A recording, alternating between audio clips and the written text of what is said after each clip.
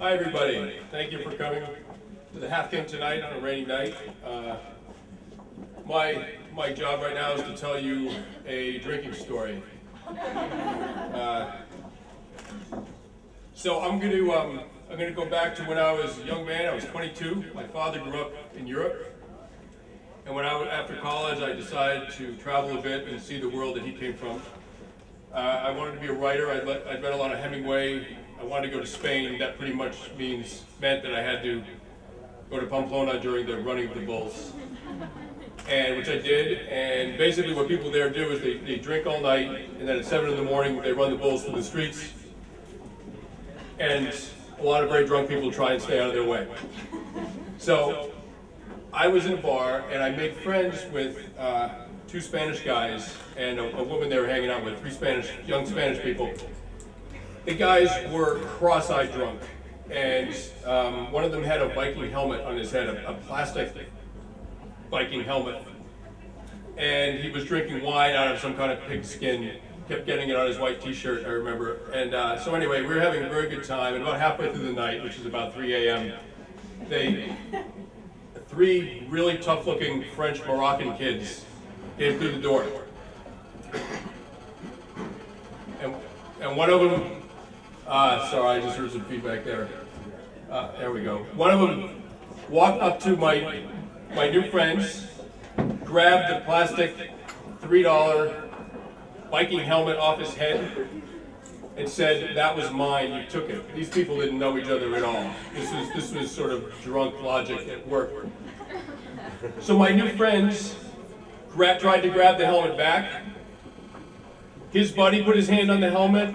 The other two Moroccan kids put their hands on the helmet. And all of a sudden, there's 5 drunk young guys pulling at this helmet, right? And the bar immediately clears out to the walls to let this performance proceed. And they're staggering around, pulling at this helmet. And I sort of back up. I didn't really care about the helmet that much. And the one thing that can unite 5 guys who are about to get into a fight, the one thing that can unite them happened, which was the thing they're fighting over started to rip. They were destroying the thing they were fighting over. And one of them cried out, one of the Spanish guys cried out, "Stop, stop, para, para." And everyone stopped. Now, of course, these guys, I'm the only person who speaks both French and Spanish, so I was translating for them. So they didn't know what to do. No one would take their hands off it, and yet they were ripping the thing they all wanted. And finally, one of the Spanish kids, one of my new friends, comes up with an idea. And I'm here thinking, like, how long do you have to know a guy before you have to kind of back him up in a bar fight? Like, is it, you know what I mean? Is it an hour? Is it a day? Like, what are my obligations here?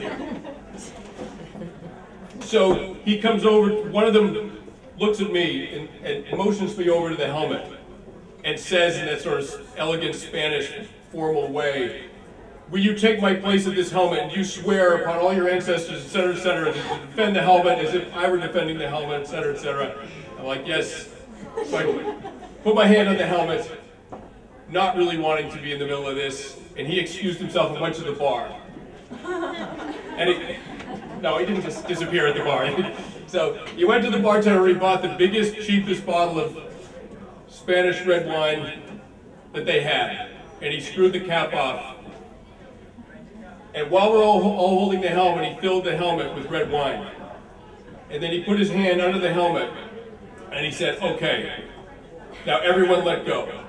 And what everyone realized was the only sin greater than destroying the helmet would have been spilling red wine.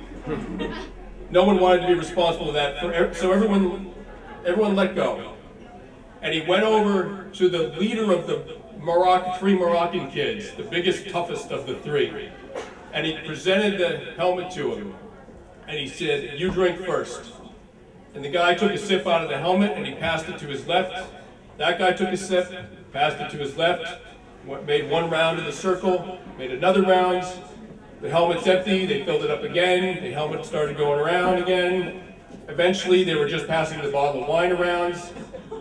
Like 2 hours later, I started talking to the young woman that they were hanging out with, and 2 hours later, we look over, and the 5 guys who were about to get into a fight were holding each other up in the corner of the bar, simultaneously singing Spanish and French songs, and the Viking helmet was forgotten under a table.